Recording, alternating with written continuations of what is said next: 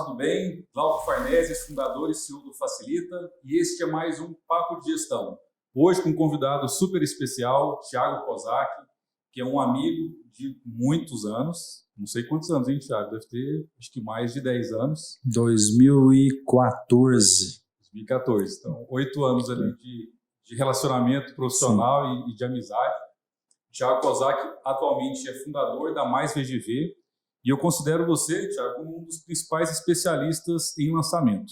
A gente sempre já acompanhou muitas trajetórias que você teve nesse mercado imobiliário e acaba que o lançamento é o ponto alto, tanto para os corretores quanto para os incorporadores, né? Perfeito. Então, esse papo de gestão, a gente vai conversar sobre a importância dos dados, a importância de ter a gente comentou aqui anteriormente, né? A questão da intuição, ela não pode ser como o papel principal para a tomada de decisão. Tem que estar ancorada com dados. Então, eu queria que a gente vai bater esse papo sobre essa importância dos dados no lançamento, seja na definição de precificação, no pré-lançamento, montagem de pastas, no lançamento, pós-lançamento, enfim, tem uma série de variáveis, né? E ter dados para poder fazer um lançamento de forma eficiente. Então, obrigado por ter aceito o convite. Apresenta rapidamente um pouco da sua trajetória, que eu acho que é importante a gente saber qual foi o background do Thiago até chegar até aqui. E para a gente poder iniciar, começa com uma frase que você gosta de falar, parecer ou a verdade, que define a sua visão sobre esse tema da importância dos dados em um lançamento imobiliário.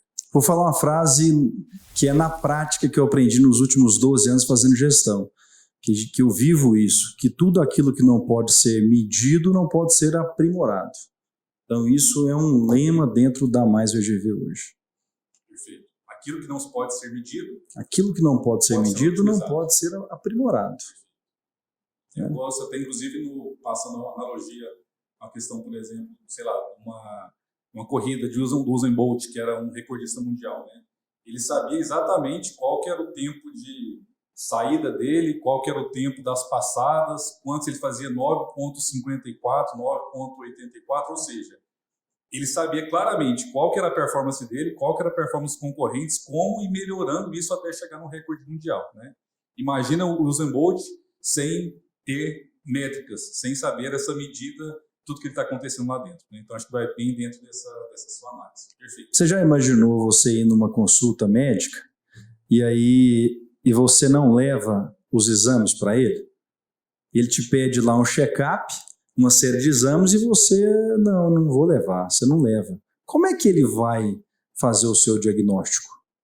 Como é que ele vai ter condição de avaliar o seu estado de saúde?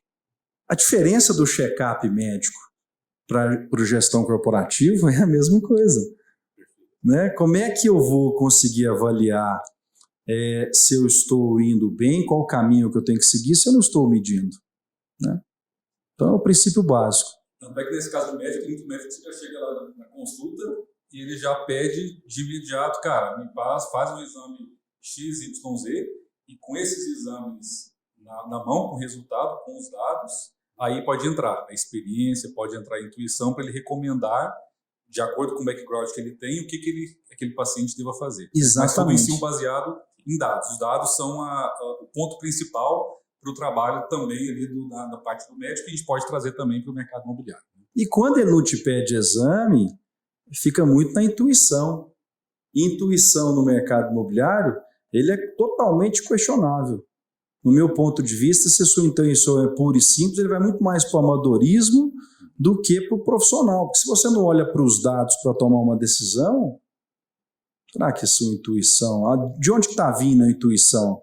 Então, se eu vou num médico, ele fala assim, não, eu acho, né, de acordo com a minha intuição, você tem esse diagnóstico aqui. Eu falo, mas... Pode ser que ele acerte, mas acho... Pode ser, mas se eu olho para os dados, é mais seguro. Agora, se a intuição dele, ele olhou que ele acabou de olhar com os dados de outros 10 pacientes, e que por isso que ele está me dizendo que o caso ele é idêntico, bacana. Então não é uma intuição, ele é baseado em dados do passado, baseado na experiência que ele já percorreu. Não é aquilo que você tem ali uma mágica, olha, eu penso que é isso. Então, intuição também é dados. Perfeito, sensacional. Conta um pouco da sua trajetória, como é que foi a história do Thiago no mercado imobiliário até chegar na Mais VGV? Primeiramente, obrigado aí pelo convite, é uma satisfação, estou muito feliz de estar aqui, podendo compartilhar o que a gente percorreu nesses quase 19 anos que eu completo ano que vem no mercado imobiliário. Eu tenho orgulho da minha trajetória, não só pelas vitórias, mas também pelos buracos, pelas derrotas, porque se a gente não tem derrota e pancada, a gente não consegue crescer e muito menos aprimorar. Então, minha história é o seguinte, eu comecei como corretor de imóveis na cidade de Goiânia, com 19 anos de idade. Entrei já no setor de lançamento, depois fui para revenda, e ao mercado eu entrei por conta de um carro. Né? Na época eu falei assim, como é que eu faço para conseguir comprar um carro? Foi assim que começou. Minha mãe já era corretora. Eu falei, mãe, me arruma um emprego aí nessa imobiliária, né? E eu acho que é a maneira que eu tenho para comprar o carro. E como é que eu vou namorar se eu não tiver o carro? Tem que ter o carro. Né? E aí eu entrei por conta disso, assim como 90% do mercado imobiliário ou mais entra. Todo mundo ele entra no mercado imobiliário como um meio. Ninguém nasce criança e fala assim, olha, meu sonho é ser um corretor de imóveis. Isso não existe. Agora, uma coisa eu afirmo depois de quase 19 anos, é um dos melhores mercados que existe dentre as profissões. E é um mercado extremamente gratificante por tudo que se vive. Que no fim do dia o corretor ele passa a ser, ele tem que entender um pouco de psicologia, porque ele se relaciona o tempo inteiro com as pessoas, ele tem que entender um pouco de engenharia, porque ele está ali o tempo todo na obra, ele tem que entender um pouco sobre o meio jurídico, porque ele tem que lidar com os contratos, com as leis o tempo inteiro. Ele tem que saber usar calculadora financeira, então ele tem que entender um pouco de matemática, se torna um profissional extremamente completo. Comunicação. Eu, até os 16 anos, se você me deixasse nervoso, não saia nada, eu era gago. Se me deixasse nervoso, já era. Meu primeiro emprego foi vendedor.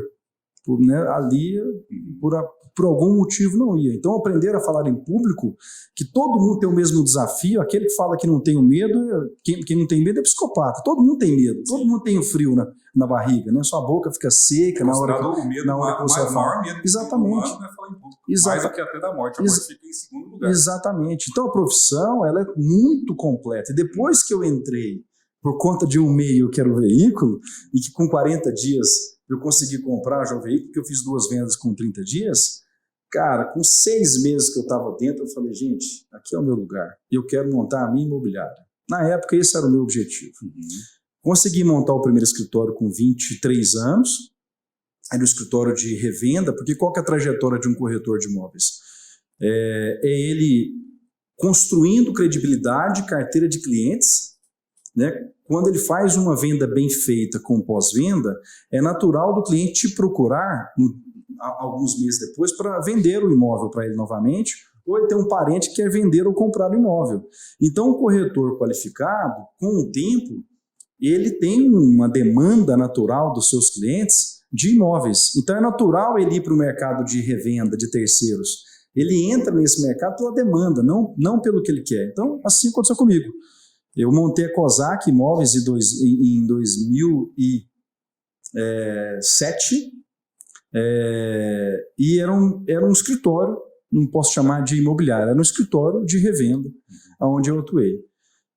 Mas quando foi 2009, um amigo que morava em Palmas, Tocantins, falou, Thiago, meu pai está lançando um loteamento lá, você não quer ir lá para você conhecer a cidade? Eu falei, uai, legal. Solteiro, livre, desimpedido, na época eu estava com 25 anos, falei, bora.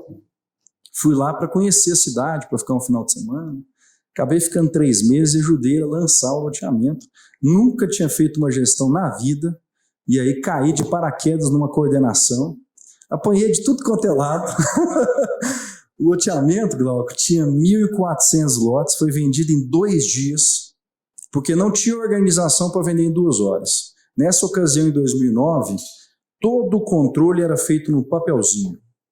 As reservas eram feitas no papel. Aí você tinha o reservista, que cuidava do estoque na planilha, e você tinha o financeiro, que recebia ali o dinheiro, era tudo moeda naquela época. Então, dar duplicidade, nesse loteamento, deu só 56 duplicidades que eu tive que lidar, sabe? Então, eu me lembro que foi uma experiência muito interessante para mim, porque ao mesmo tempo que eu tive um monte de problema, ao mesmo tempo eu olhei e falei, gente, como que aqui vendeu $1.400 em 2 dias? Uai, gente, o lugar é aqui, o que eu estou fazendo em Goiânia? Aí eu olhei para a cidade e falei, mas não tem tanta imobiliária, não tem corretor. Falei, é aqui. Voltei para Goiânia, em 45, 60 dias consegui um comprador para o meu escritório, passei ele para frente, fiz a malinha, Palmas, comecei uma empresa com três sócios locais, um escritório de 40 metros quadrados, com um corretor, e começamos a performar, e a minha intuição, né, de olhar para o mercado e entender que tinha ali uma oportunidade, estava certa. Então, eu abri a empresa final de 2009. Dados também, né? Porque vendeu quantos lotes? Dados, 1.400. Né? Eu falei, está acontecendo alguma coisa aqui no Tocantins, né? Então, abrimos no final de 2009. Um ano e meio depois, no final de 2010, começo de 11, a gente era líder absoluto do mercado de Palmas. De 40 metros passamos para 350 metros quadrados, chegamos a 78 corretores, lancei 14 prédios na cidade de Palmas e mais 7 loteamentos, no período de 9 a 2014. Nesse meio tempo eu abri uma outra empresa aqui em Goiânia, abri uma imobiliária no começo de 2013, e aí, como eu já estava com 28 anos nessa coisa, com muito sucesso lá, abri uma sede muito grande aqui, um prédio de mais de 500 metros quadrados, sem ter nenhum cliente, e foi meu primeiro grande aprendizado, né? Que não se começa a empresa com custo fixo alto, né? Porque o custo fixo te sufoca, né? Quando você começa um negócio dessa maneira, né?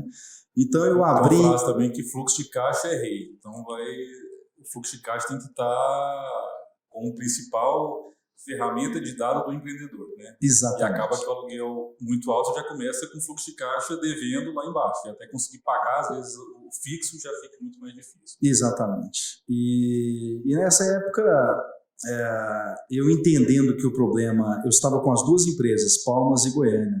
E a gente sabe o que aconteceu com o nosso país em 2015, né? 15, 16 foram os piores anos do mercado imobiliário. E eu peguei exatamente essa fase, né? De 2014, 2015, quando eu te conheci em 2014 pela I3, contratei um site com você para essa empresa, né?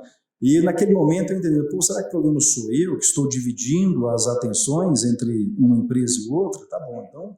E eu não aceitando Goiânia não dar certo, vendi Palmas para poder concentrar em Goiânia. Então eu vendi a minha empresa de lá, que dava dinheiro, né, eu tirava de lá e colocava aqui, vendia galinha para poder colocar na outra. E foi meu primeiro grande aprendizado. Abri em 3, fechei em 15. A empresa de Goiânia foi um verdadeiro fracasso pela estratégia errada. E hoje está muito claro para mim, não tive leitura de mercado, eu não olhei para dados, eu não olhei para concorrente, eu não sabia meu público-alvo e eu comecei com custo fixo alto. Ou seja, sentiu na pele, então... Papo de gestão, não teve gestão. Não teve gestão.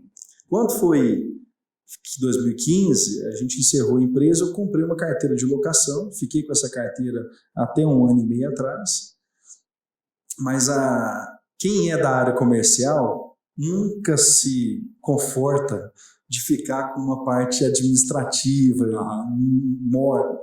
mais parado, né? Então, quando foi em 2017, eu fui visitar um loteamento de um amigo em Caldas Novas, e vi uma empresa grande, tradicional, e vi o dono da agência de propaganda fazendo a função de coordenação, e as imobiliárias batendo cabeça.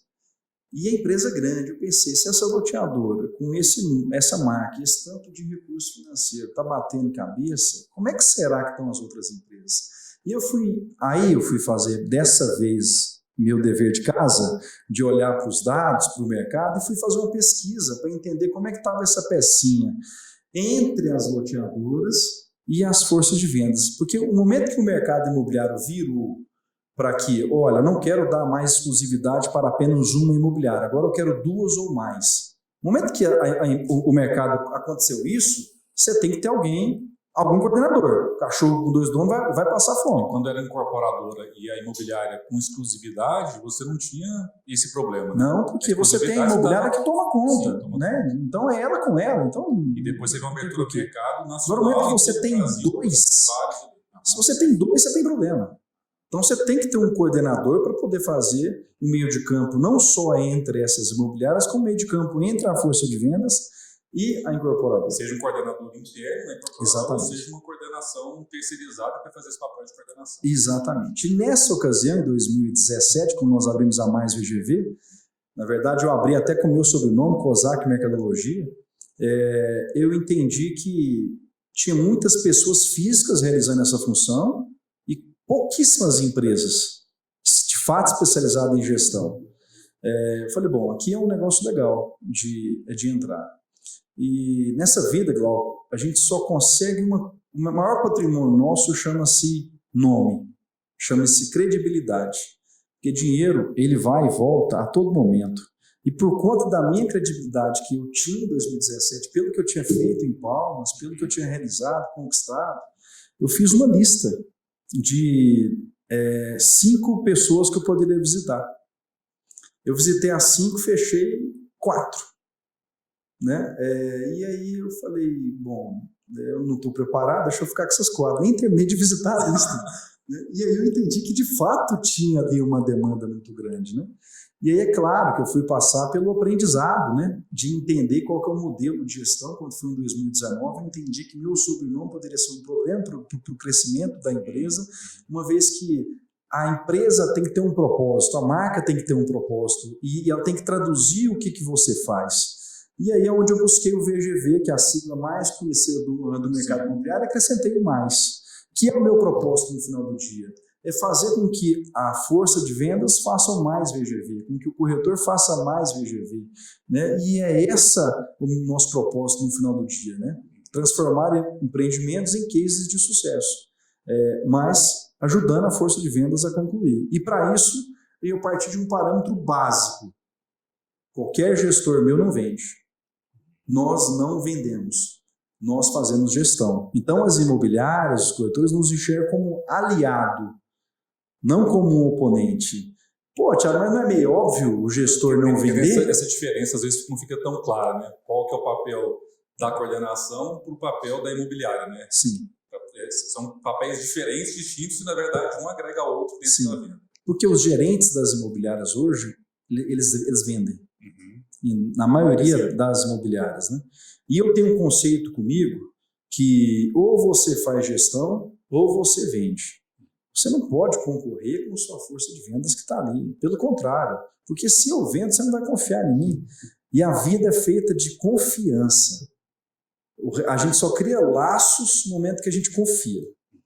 E esse é o princípio do mundo. Só que tem um outro ponto que eu entendi como gestor também, que o meu cliente teria que ser o corretor de imóveis. E não quem estava me contratando, a loteadora. Por mais que a gente faz um meio de campo, e é um meio de campo extremamente interessante, porque eu tenho propostas diferentes, cada um puxando a corda para um lado.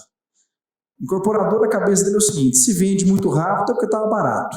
Se vende muito devagar é porque a força de venda é ruim. Nunca tem mérito.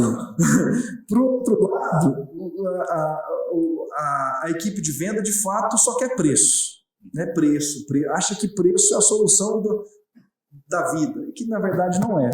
Então eu entendi que fazer esse meio de campo, defender, eu representar a força de venda para o incorporador, dizendo, aprovando as propostas, defendendo os conceitos, é extremamente importante. Mas ao mesmo tempo é contrário.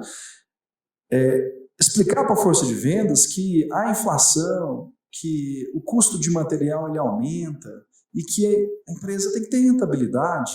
Então, a gente faz exatamente girar os pratos dos dois lados para que encontrem um equilíbrio no meio do caminho. Mas o caminho que a gente foi é ser um gestor que entende de venda.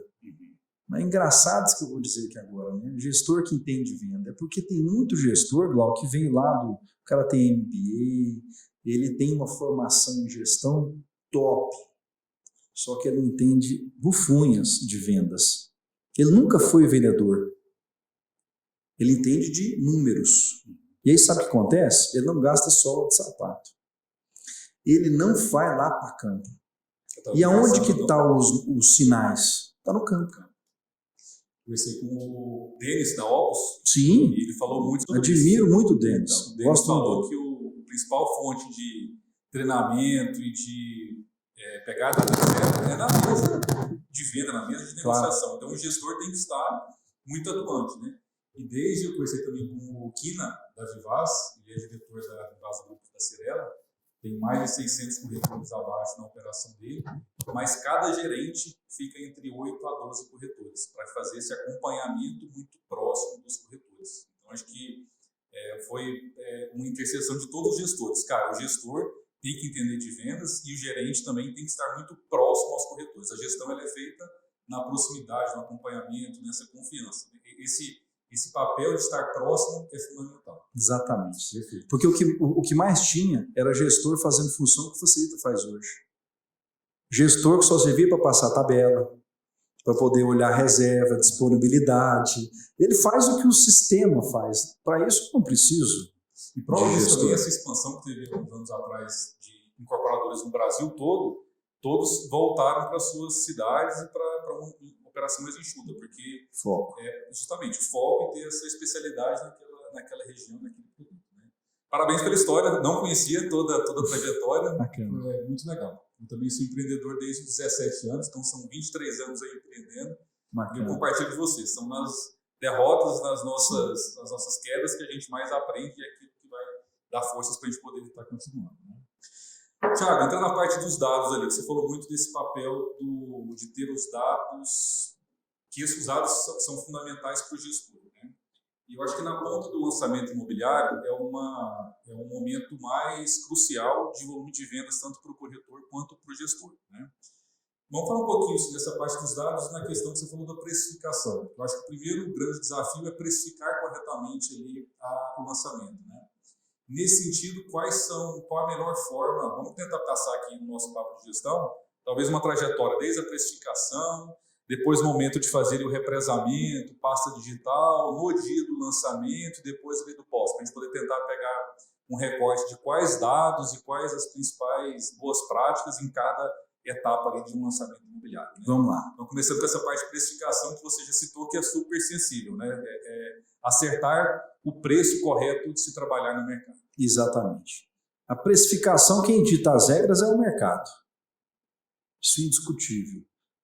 Sempre vou ter parâmetros no mercado. É claro, eu posso flutuar entre 10, 20, 30% a mais ou a menos, claro. Depende do valor que você vai entregar, porque valor e preço são duas coisas completamente diferentes. Então, quando eu vou lançar um empreendimento, eu vou olhar para os dois lados, beleza, eu vou precificar mediante ao mercado. Mas tá bom, mas o que eu estou oferecendo de valor? Porque o caro ou barato depende da solução que eu vou te entregar. Mas esse dado de mercado em cima de outros empreendimentos na região, na mesma tipologia que está vendendo, em cima disso, né? Perfeito, perfeito. Tem que ser banana com banana, laranja com laranja, a mesma tipologia. Eu não posso querer comparar um loteamento aberto com um loteamento fechado, coisa que acontece. Muitas vezes a pessoa vai lançar um loteamento fechado e do lado tem um aberto, aliás, ao contrário, eu vou lançar um aberto, tem um fechado do lado, o fechado pratica uma taxa de juros de 0,78 e o aberto é uma cultura de 0,50. E aí que muitas vezes eu vou entender errado e eu vou querer colocar a mesma taxa de juros que o fechado está praticando. Só público, é outra realidade. O público-alvo é diferente. Olha, isso que eu vou te falar parece que não acontece, mas nos diagnósticos que a gente faz, aí, principalmente naqueles empreendimentos que dão errado, um dos maiores erros é a identificação do público-alvo. Do público-alvo. Ele lança um produto achando que vai atender o público B, como na verdade ele embalou. O valor dele é público B menos C. E ele acha que é público B, mas ele é público C pelo que ele está entregando. O que mais tem? Você tem um preço de B e um produto de C. Como definir o público ideal? Pesquisas? Público ideal. Primeiro, Tem uma frase Desculpa que as perguntas são complexas só para poder entender. A frase do mercado imobiliário, a mais famosa, é aquela, né? As 3 coisas mais importantes é location, location, location, né? Localização, localização. A localização, de fato, ela parte de um parâmetro do seu público-alvo, né? Porque a localização, ela já te conta muita coisa. Porque no fim do dia, o que a gente quer? A gente quer estar com o mesmo público-alvo ao nosso redor. Seja, além do público, as devidas conveniências. Então, se eu pego, por exemplo, São Paulo tem um case antigo, interessantíssimo, que é o Paraisópolis, a maior favela hoje de São Paulo. Você sabia que ele foi lançado com promessa de ser o maior loteamento de luxo do estado de São Paulo? Depois você pesquisa, dá um Google, você vai ver lá que ele tem até as propagandas, ia ser uma proposta de luxo, porque ele fica atrás do Morumbi, ele fica muito próximo. Sim. Então a localização dele é favorável.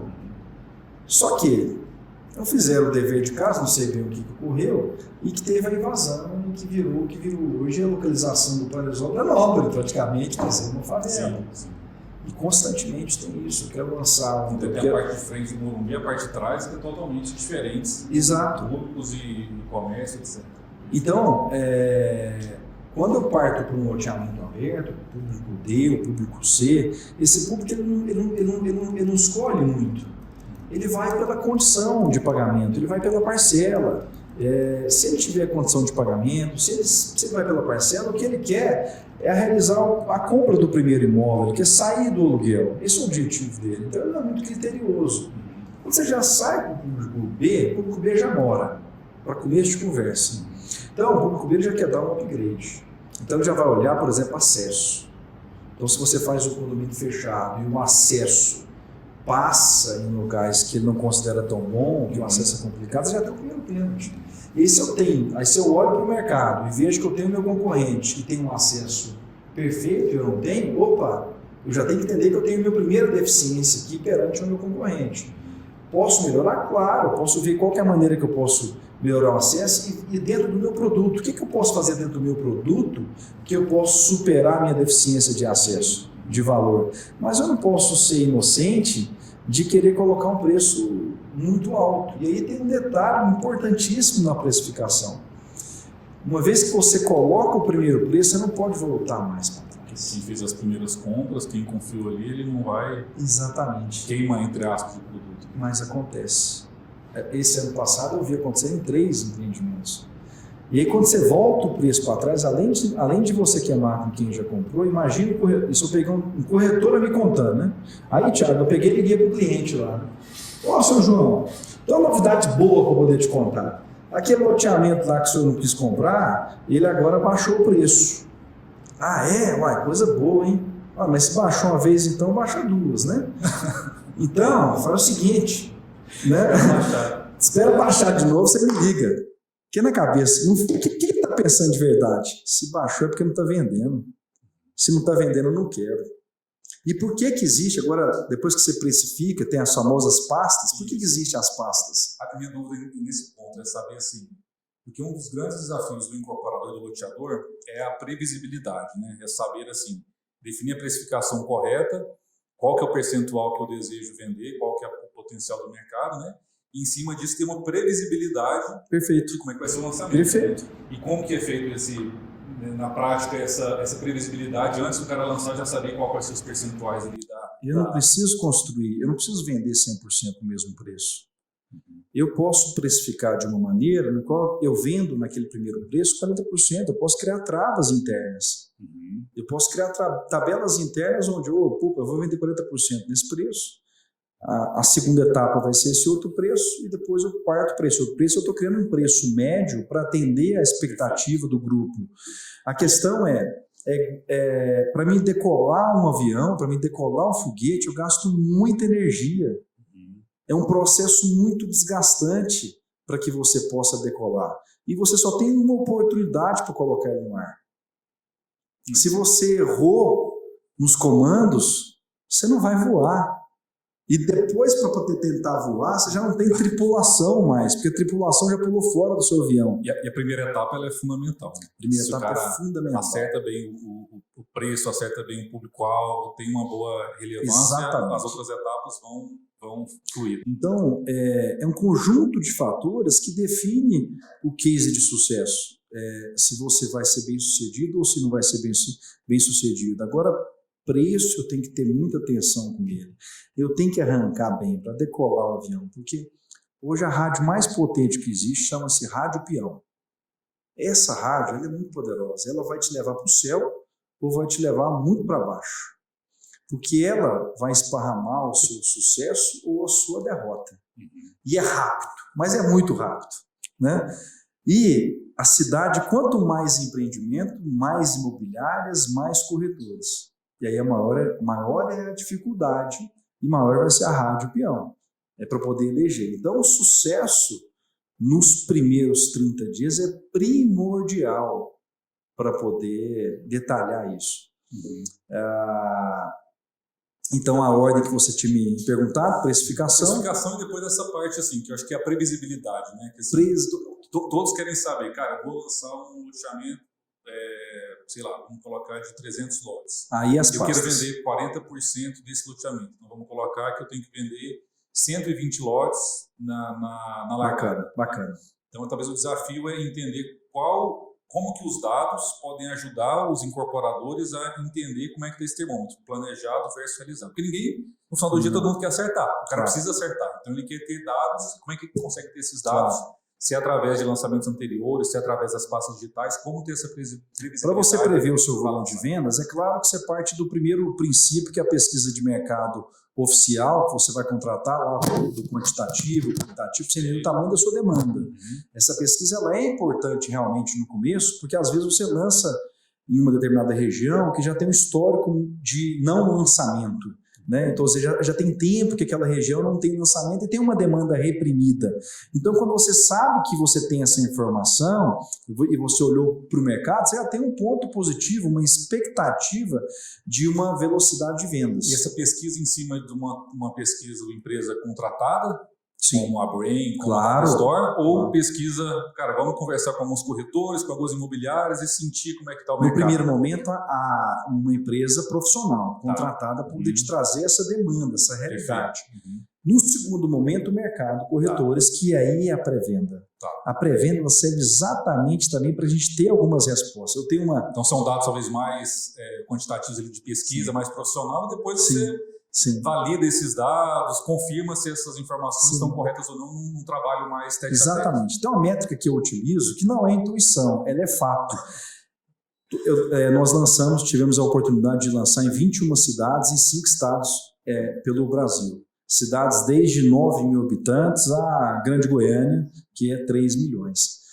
E todos os empreendimentos que eu tive que ir sucesso, todos, sem exceção, na fase de pasta de pré-lançamento, quando o telefone dos meus coordenadores tocava sem parar de corretores que você nunca ouviu falar na vida, que surgia do céu, querendo vender o seu produto, é porque ia bombar. Que é a Rádio Peão, mais uma vez. Quando o cadastro de fato está acontecendo, quando a demanda acontece, o coordenador não consegue atender telefone. A demanda para vender o produto, por quê? No fim do dia, o corretor quer tirar pedido.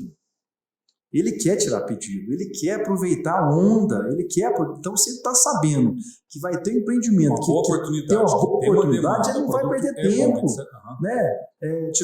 A gente menciona, ele quer surfar aquela onda. Então, essa é uma métrica que é extremamente importante. Se o telefone não tocar, se não estiver procurando, tiver aquele ambiente muito frio, tem alguma coisa errada.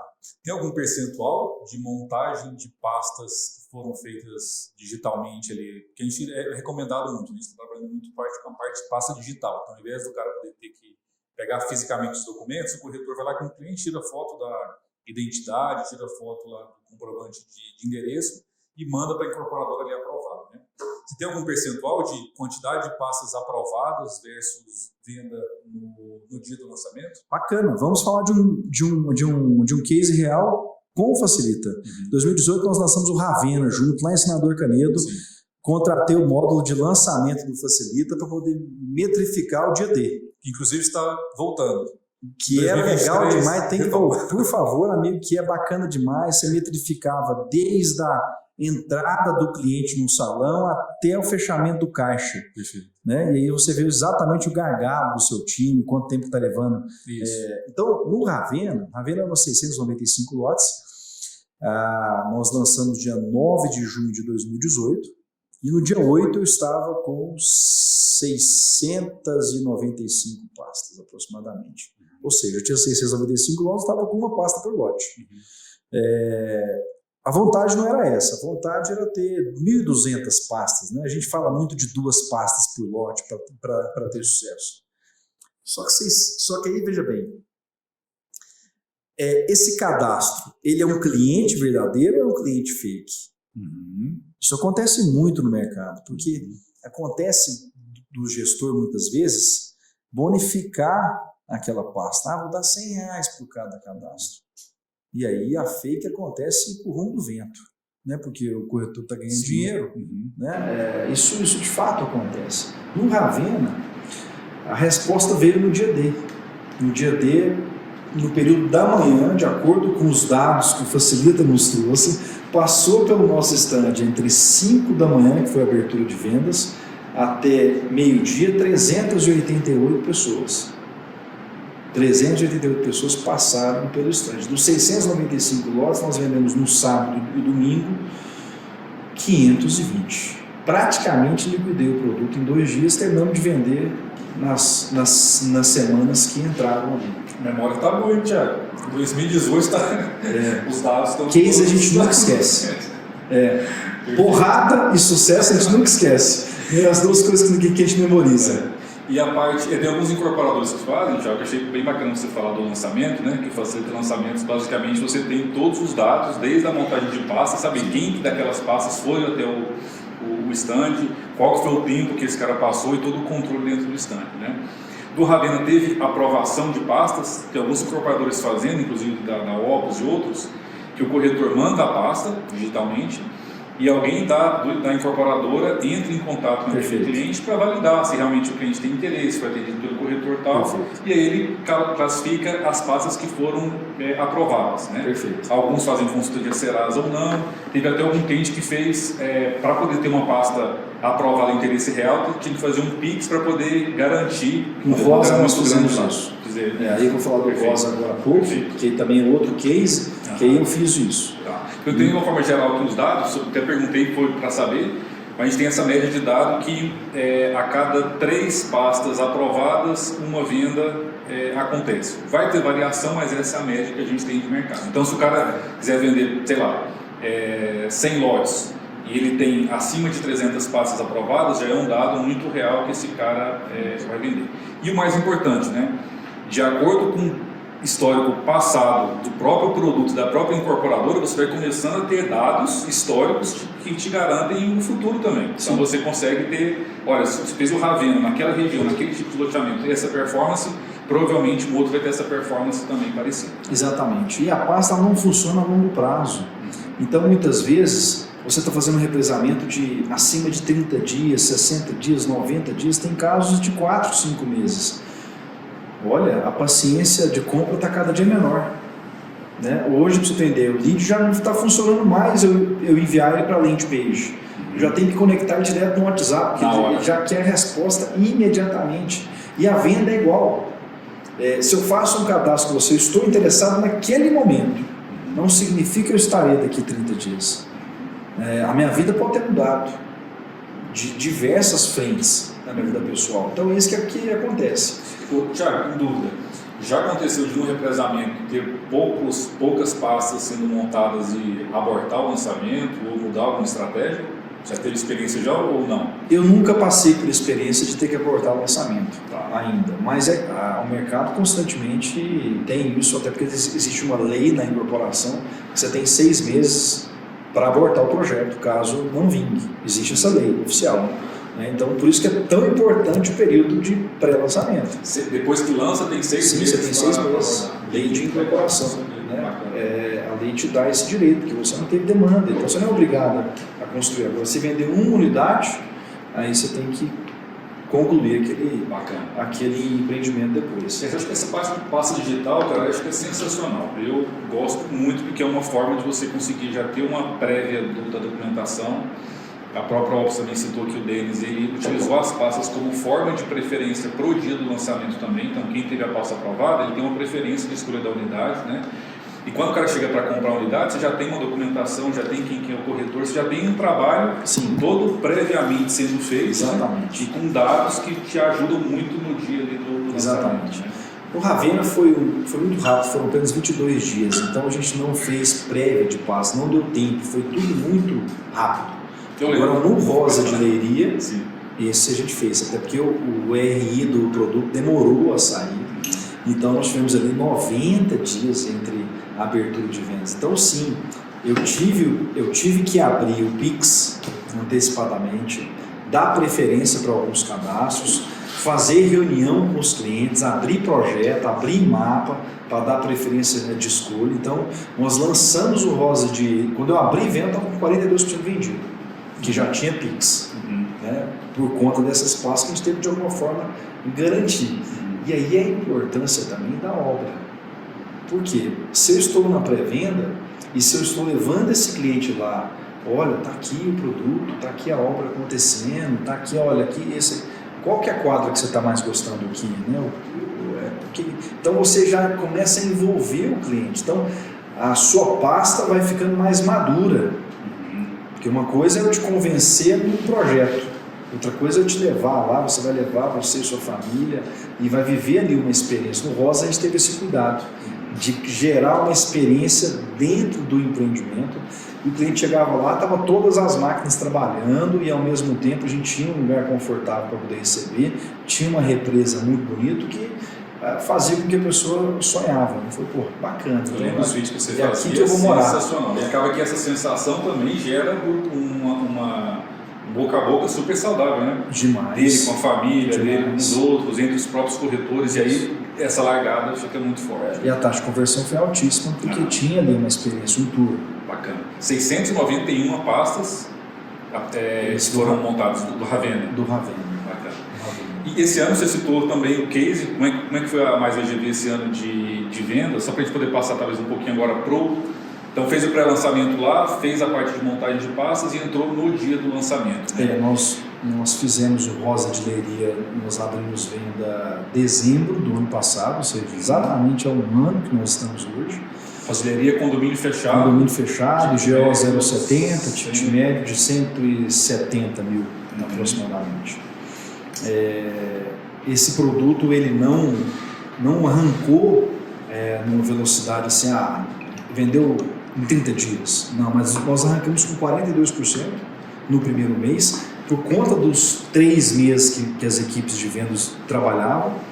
A gente ficou durante 3 meses levando todos os times, a força de venda, para dentro do empreendimento, fazendo tour, apresentação, e a gente foi rodada de negócio, a gente fez mais de 20 rodadas de negócios antes da abertura de vendas.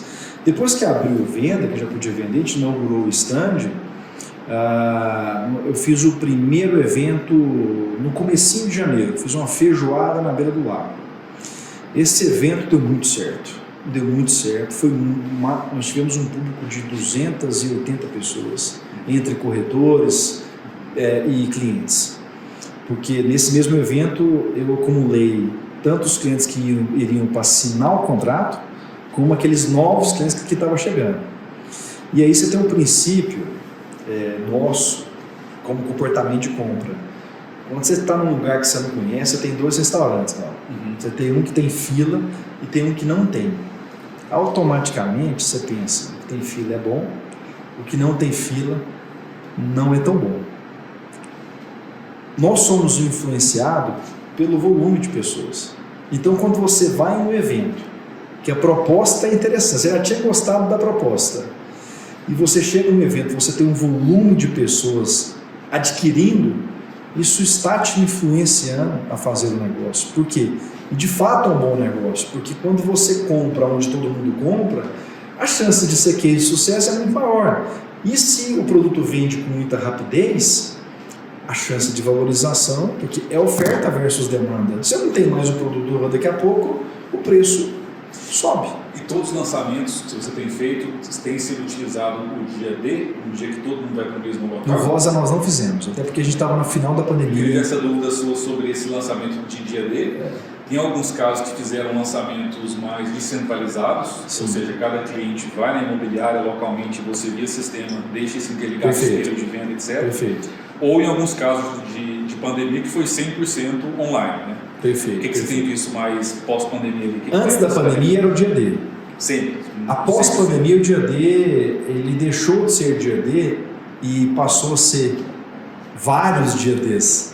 Que os eventos se transformaram em pequenos dia Ds. Eles têm um investimento muito alto, em um dia somente. Exatamente. Um investimento mais... E aí entra a tecnologia nesse momento. Quando eu tenho um espelho de vendas online que me permite pintar uma bolinha para ficar vermelha e essa bolinha está em tempo real entrando na imobiliária, eu gerei o princípio da escassez, que é o que o dia D faz. Então, se a imobiliária tem uma inteligência de trabalho, coloca algumas televisões no salão, e está ali no meio de uma negociação de um lote, eu negociando com você, a bolinha, piscando a bolinha, piscou, isso de alguma certa forma está te influenciando.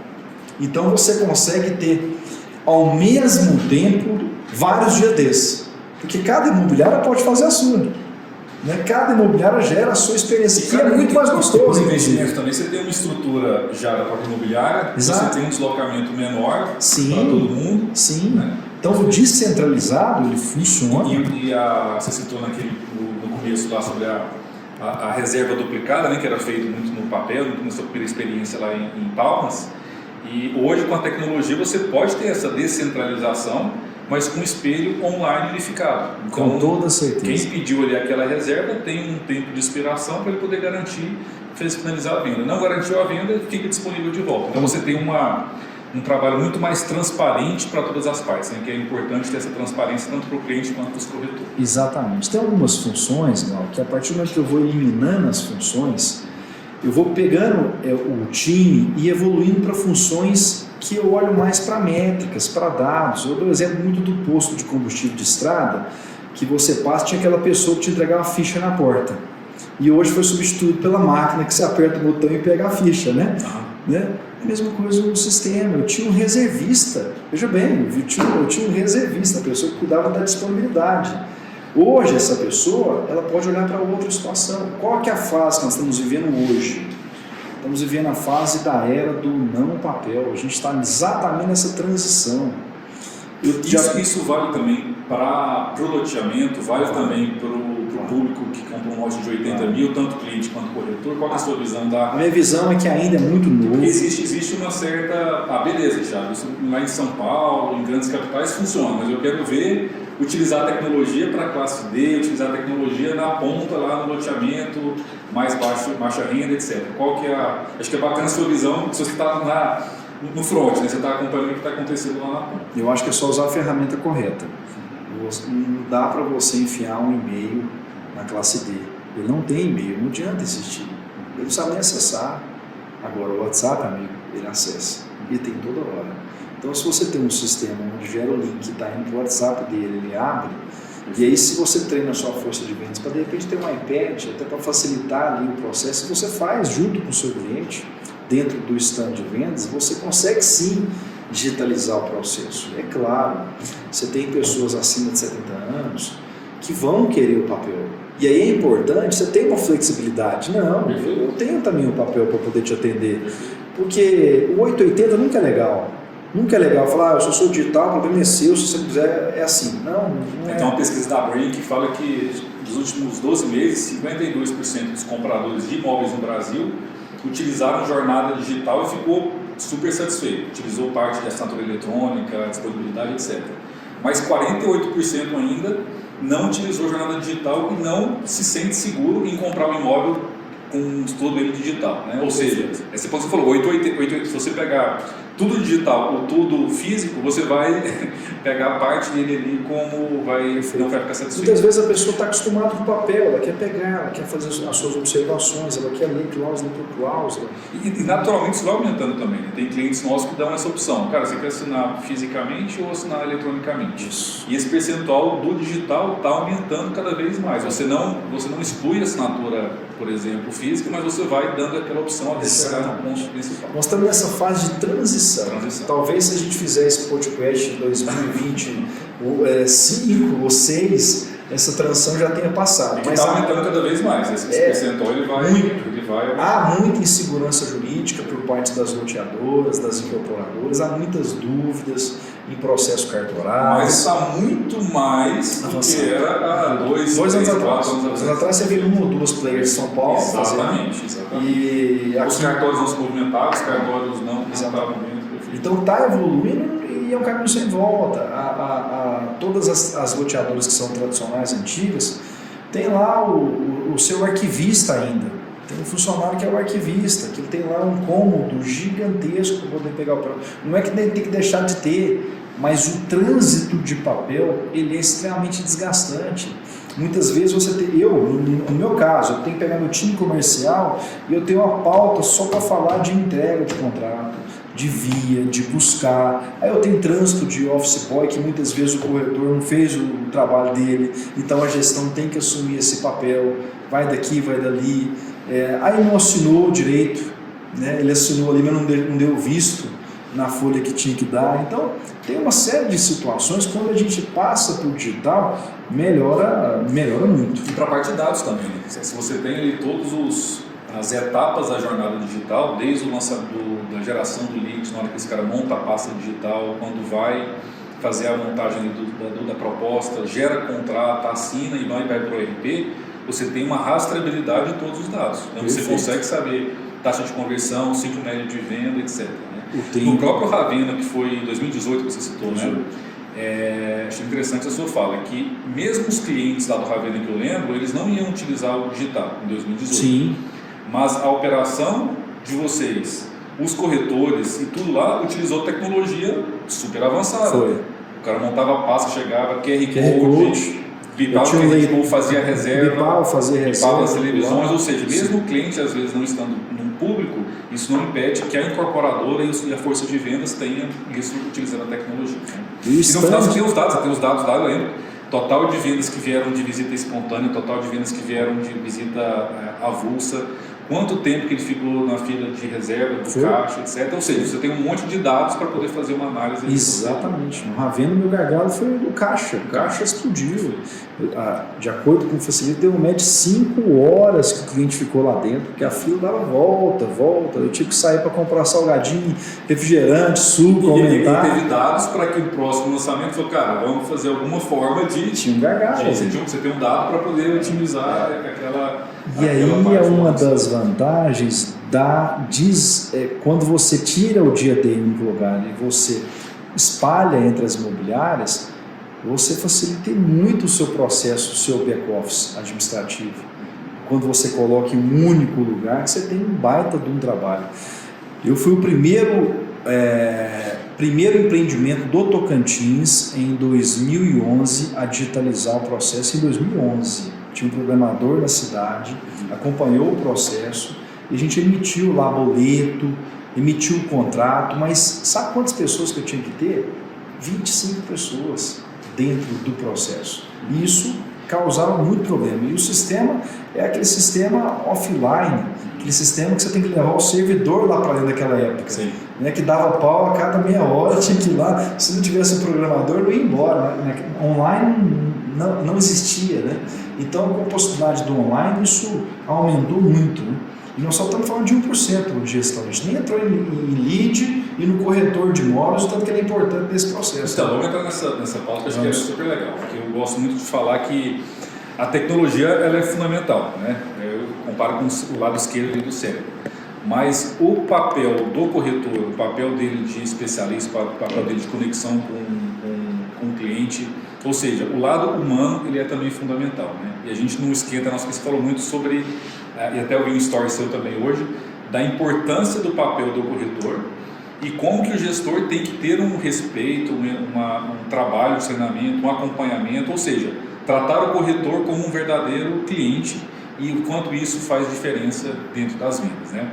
Se você pudesse também passar essa visão então do corretor e do case que teve esse ano, que eu achei bem legal, que você citou a quantidade de... Não sei se pode contar os segredos, né? Pode, mas estamos aqui para isso, para compartilhar. Tinha um volume de vendas mensal e explodiu. Contar para a gente também os porquês que você acredita que teve esse aumento de vendas. 2 anos atrás, Glauco, eu conheci uma pessoa que era sócio de um loteamento e ele é do mercado financeiro.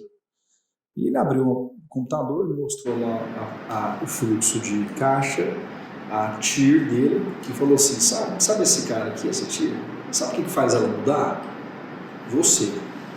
Vendas. É vendas que faz essa taxa aqui alterar. E por isso que eu gravei aquele stories hoje. Qualquer negócio, o pilar de qualquer negócio é venda. Se o iPhone não vendesse, não existia a Apple. Só existe porque alguém compra, porque alguém vende. Então, o vendedor tem uma importância tremenda para qualquer negócio. E no mercado imobiliário não é diferente. O corretor de imóveis é extremamente importante. Mas muitas vezes ele não é valorizado e nem reconhecido da maneira que deveria ser. E foi, inclusive, recentemente super questionado por vários players, né? Super. Saiu uma pesquisa americana das profissões que iriam ser extintas e o corretor de imóveis estava lá. Que é uma bobagem, porque o intermediador de qualquer coisa que seja, ele nunca vai ser extinto. Né? Ainda mais no mercado pelo contexto. É o relacionamento próximo, sabe? Hoje a mídia pulverizou muito, porque quando eu lancei lá em 2009, o primeiro loteamento, o plano de mídia era muito simples. Você fazia o jornal, você fazia a rádio, você fazia a TV, fazia os encartes. Acabou. Esse é o seu plano, vai para o mercado, lança, pronto. Nada disso hoje funciona mais. Hoje existe a mídia informal, a mídia que cada um está fazendo aqui no dia a dia. Hoje você vai lá, você faz um vídeo Hollywood, drone, extremamente bem produzido, converte 0. Aí o corretor vai lá, grava um videozinho mostrando com o dedinho apontando, vai lá e converte 500 leads. A informalidade entrou, só que ao mesmo tempo isso tem um problema, porque há muita informação ruim, há muita informação falsa, há muita promessa que não é verdade.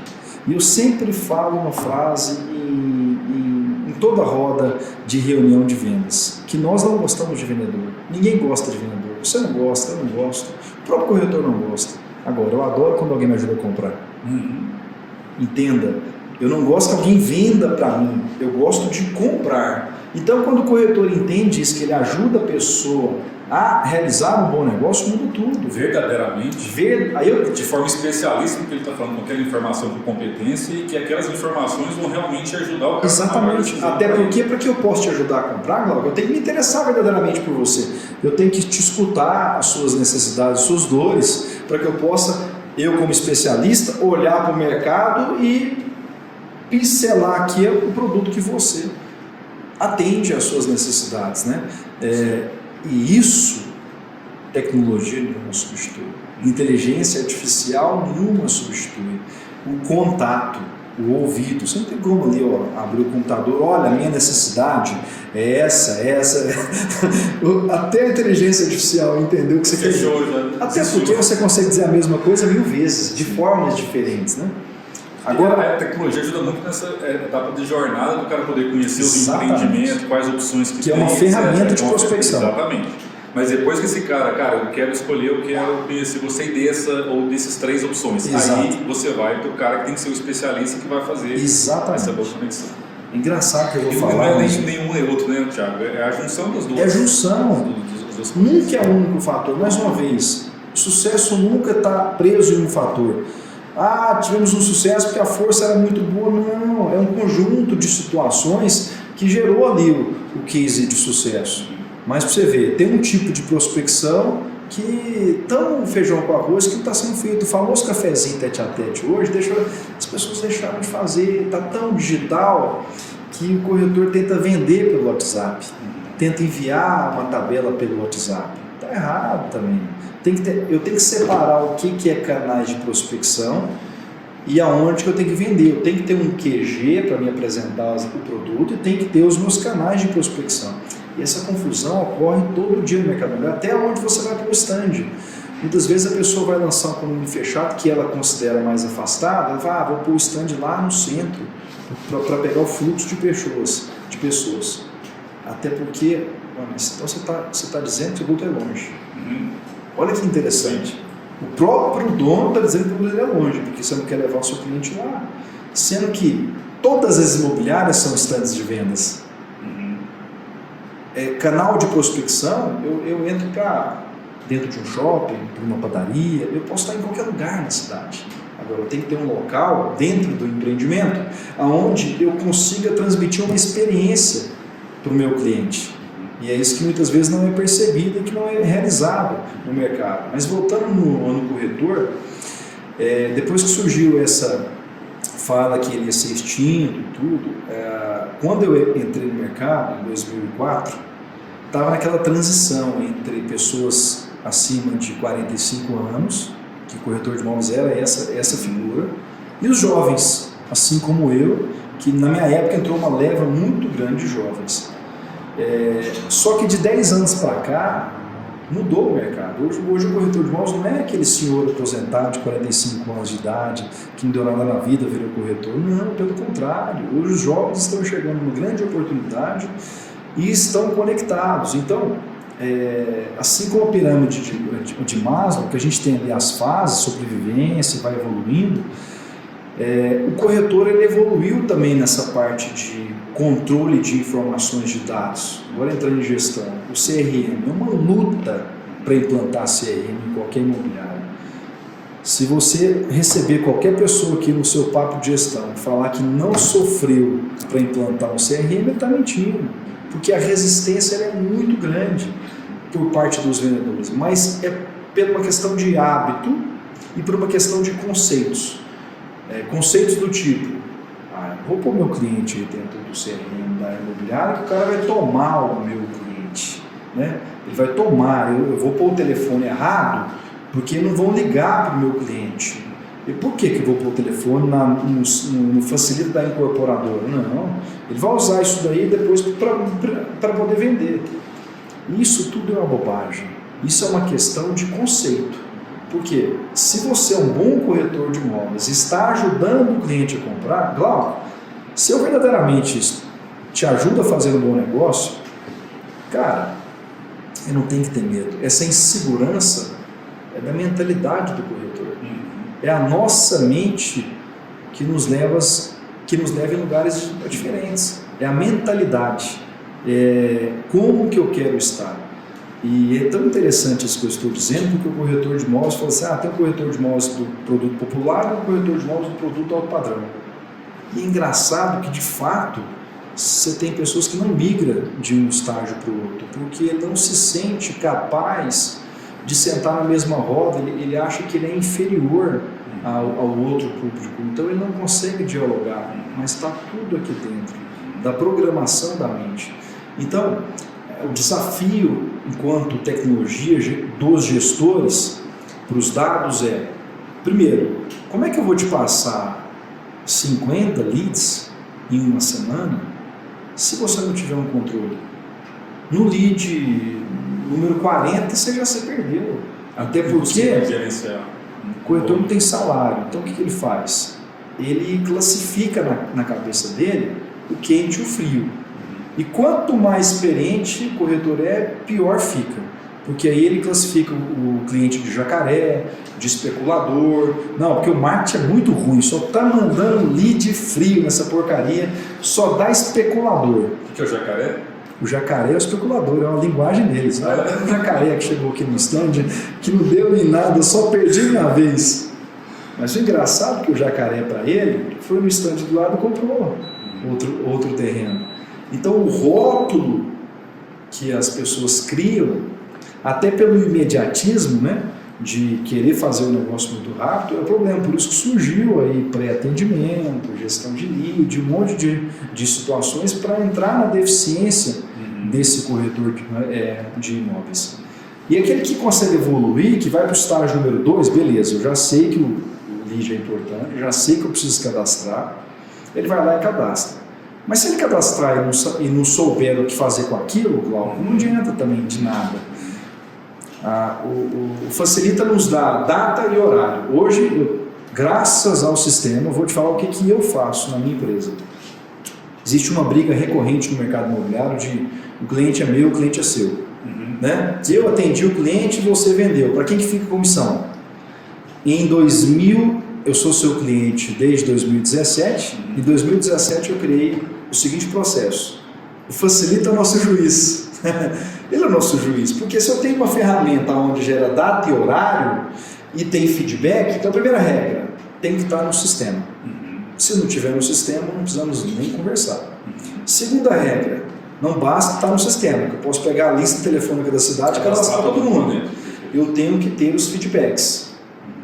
Feedbacks. Basta um? Não. Tem um tempo de possível abandono. Se você ficou mais de 8 dias sem comunicar com esse cliente, você já abandonou ele há muito tempo. E a timeline é clara, né? Que dia que ele entrou, que dia que foi o primeiro atendimento, segundo atendimento, ele tem tudo registrado a timeline lá dentro. Perfeito. E eu te falei antes aqui da gente começar que esse mês a gente performou 120 vendas em um loteamento de estoque. Esse produto vendia 15 lotes por mês, a gente relançou em setembro. Em 3 meses fizemos 280 vendas. E sabe quantas vendas eu fiz lá dentro do funil em vendas perdidas? Mais de 15%. De clientes que estavam em venda perdida? Venda perdida. Todas as semanas eu faço oferta ativa de venda perdida. E todas as semanas gera visita. Porque qual que é o fluxo da venda? Eu tenho que ofertar, a oferta eu posso fazer por diversos canais diferentes, mais de 20. Qual que é o objetivo? De agendar visita. Agendei visita, o próximo passo é o fechamento. Então, quanto mais eu ofertar, mais chance eu tenho de ter visita, mais chance eu tenho de fechamento. É matemática. Quem está vendendo pouco, agora eu vou passar um recado. Você está ofertando pouco, não tem segredo. Oferta mais que você vende mais, é matemática no fim do dia. Né? E aí você pega lá, taxa de conversão no mercado imobiliário 3,2%. Quanto mais oportunidades, mais vendas. Se tem poucas, você tem lá 10 oportunidades, 3,6% não vai dar nenhuma venda. Né? Então, quanto mais oportunidades serem geradas, maior o volume de vendas. E aí... E a oferta, tem que ter oferta, oportunidades. O tempo inteiro. E eu estou dizendo isso porque é uma intuição da minha parte? Não. Porque nesses 5 anos que a gente faz gestão de funil de vendas, a gente enxerga claramente. Quando eu tenho um ranking de vendas e tenho um campeão, mas eu não perco a oportunidade de ir no sistema e ver quantos clientes que esse cara jogou para dentro. Para eu entender o fluxo dele. E aí ele trabalhou mais, ele ofertou mais, ele levou mais clientes para o stand, consequentemente ele fez mais venda. Né? E aí eu vejo aí, agora mesmo, esse mês, mas a presidência, o presidente que vai entrar, a Copa do Mundo, que os jogos atrapalham, férias, Natal, o povo não quer saber de comprar imóvel. A pessoa vai criando tanta desculpa, e deixa de ofertar. Tem 2 motivos que deixam o vendedor de ofertar. As desculpas que ele vai inventando na cabeça dele e também o financeiro. É engraçado demais isso. Quando o corretor de imóveis ganha muito dinheiro em lançamento, some. Ele vai para a praia. Enquanto ele não torrar a última centavo, ele não volta para o foco, sabe? O inconsciente fala, para que você vai lá trabalhar? Você está com dinheiro na conta, né? Então tem muito essa parte de psicologia do corretor, de manter a intensidade, que no final do dia, a intensidade sua, a constância na oferta é que vai fazer você ser o campeão do ano, não o campeão do mês. E o nosso último pódio desse praticamente case que vai virar no mês que vem, engraçado. O corretor que tinha mais tempo de mercado tinha 1 ano. Tinha um de 6 meses, um de 8 e um de 1 ano. Olha que interessante. Tempo de mercado. Tempo de mercado. Significa que esses aqui eles estão ofertando um pouco mais. Né? Então, é muito simples. A gente trabalha com a ferramenta de gestão 5W2H, que é o que, como, porquê. Todas as semanas a gente tem o nosso plano de ação, que é compartilhado com as imobiliárias, com a força de vendas. Bora lá, qual vai ser a ação da semana? Eu tenho mapeado em Goiânia, por exemplo, em Goiânia tem 270 feiras livres. Então eu tenho todas as feiras livres mapeadas.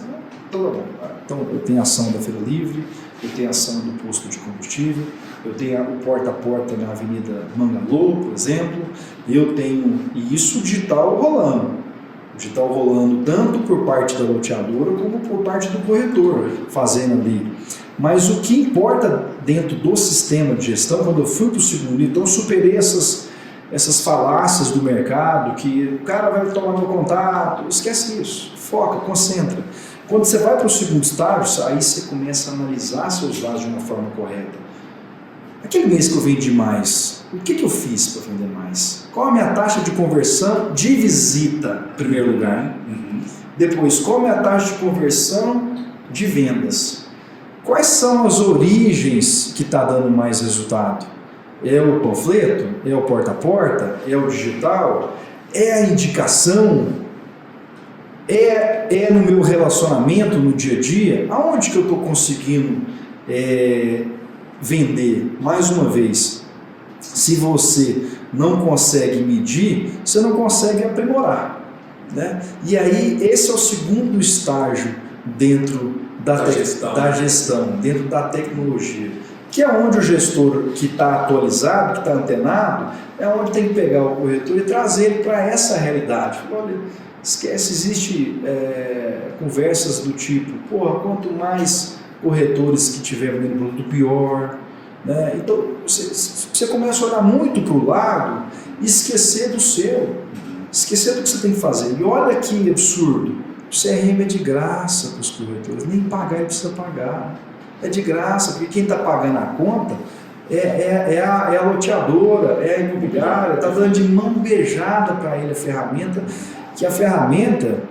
porque na memória a gente não pode confiar. Cada dia que a gente envelhece, pior fica a memória. Aí quando você casa com o filho, vai piorando ainda mais a situação, né? Porque você vai entrando com diversos problemas ali. E não dá para confiar na memória. E aí eu tenho ali a gestão de tarefas dentro da minha ficha de cliente. Vamos chamar de ficha de cliente, agora falado no passado, da minha FAQ, né? Minha FAQ digital. Então, eu tenho que ter meu cronograma de retornos, porque você é meu cliente, Glauco, eu fiquei de te retornar, e eu não te retornei no time exato, olha, amigo, se você quiser comprar, você vai comprar de qualquer um que você vê na frente. E no dia do corretor se lamentar amanhã, nossa, o fulano foi lá e comprou de outra pessoa, reivindicar a comissão, não, você falhou. Mas muitas vezes você falou pela memória. Sim. Eu comprei meu lote tem um ano e meio. Que a gente construiu minha casa agora, e eu olhei com 12 corretores para comprar o lote. E eu comprei com o Aguinaldo, até mandar um abraço para ele, que ficou um amigo meu. Parabéns, para vender para ele não é fácil não. Porque o Aguinaldo ele foi, primeiro, super rápido no atendimento, a rapidez do primeiro atendimento. É um cara que conhecia tudo, eu comprei no Jardins Mônaco, e ele mora no Jardins Mônaco. Então ele me fez uma consultoria de quais eram os lotes disponíveis, se era melhor alugar ou comprar, se fosse comprar, que tinha lá o programa da Caixa de aquisição e construção de casa.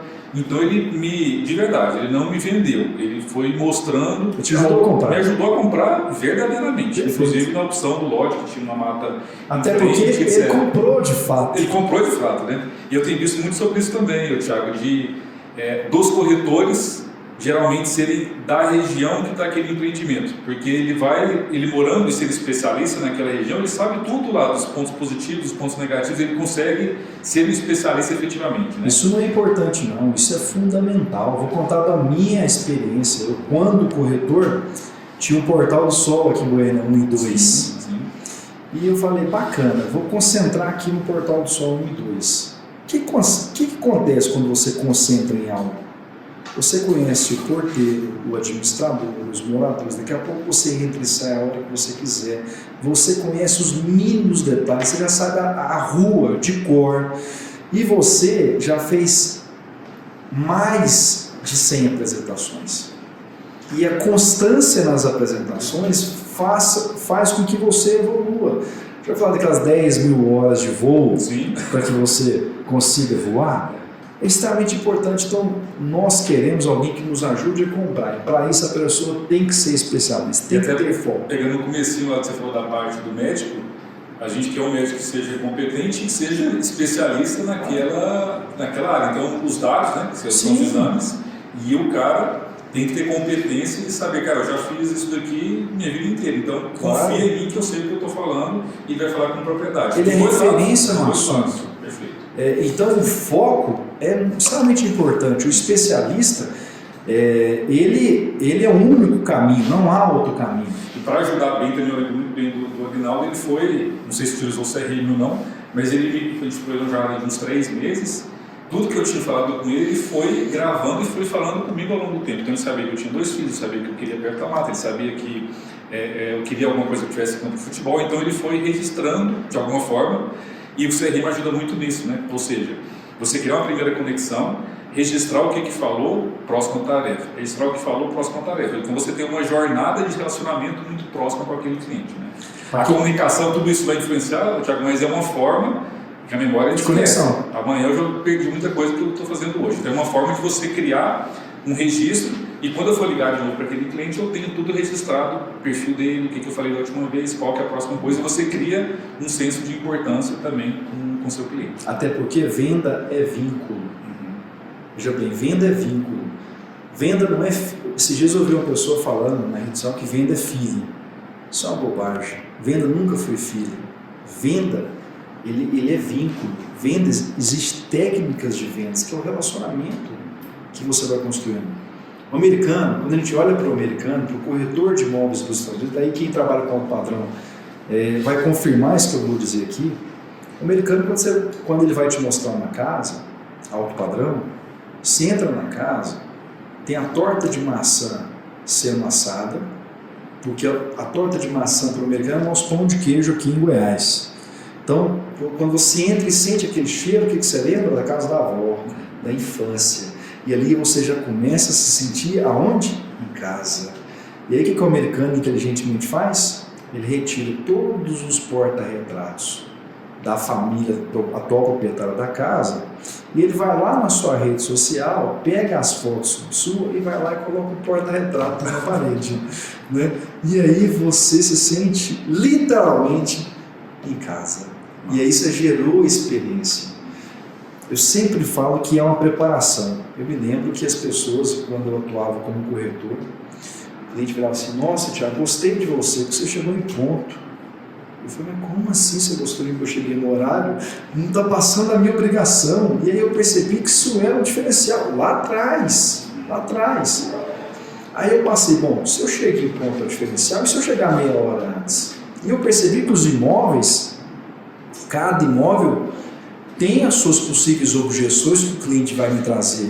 Então, qual foi a prática que eu fui fazer? Bom, eu vou chegar no imóvel meia hora antes, eu andava com um bom marketing, muitas vezes o imóvel ficava fechado, você ia ali, criava um ambiente, abria todas as janelas, eu ficava sozinho, eu e o imóvel, pensando assim: quais são as objeções que o cliente vai me fazer? Quais são as perguntas? E tudo me preparava.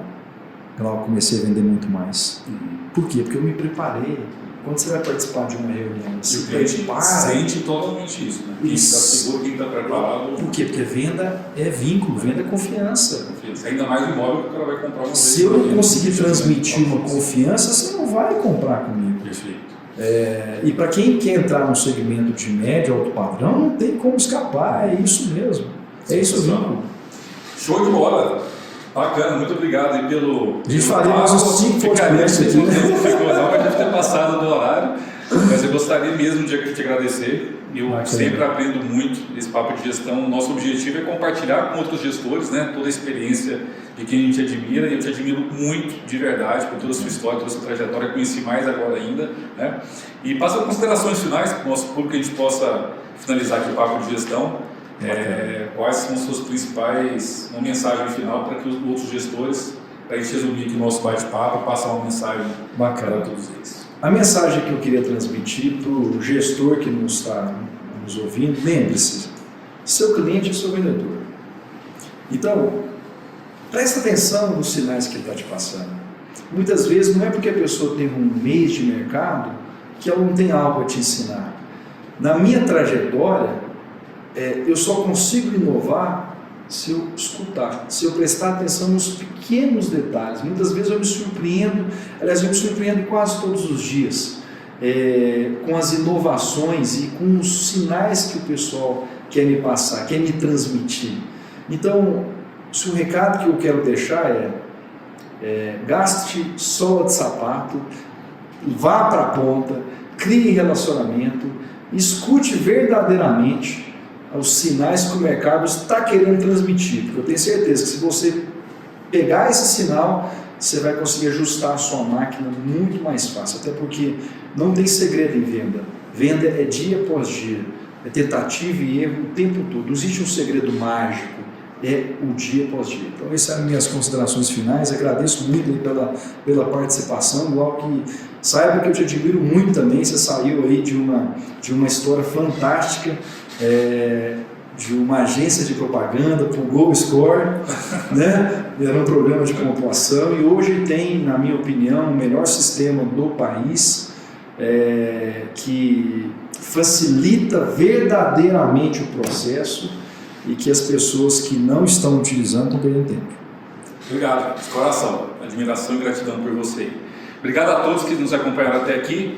Curtem, compartilhem, comentem também, comentem os vídeos, qual que você concorda, se você discorda, qual que é a sua visão sobre isso, que a gente quer cada vez mais gerar, Thiago, essa onda de conhecimento, essa onda de compartilhar experiências, compartilhar boas práticas, né, para que a gente possa transformar e melhorar cada vez mais o mercado imobiliário. Perfeito. Valeu, um abraço, até a próxima.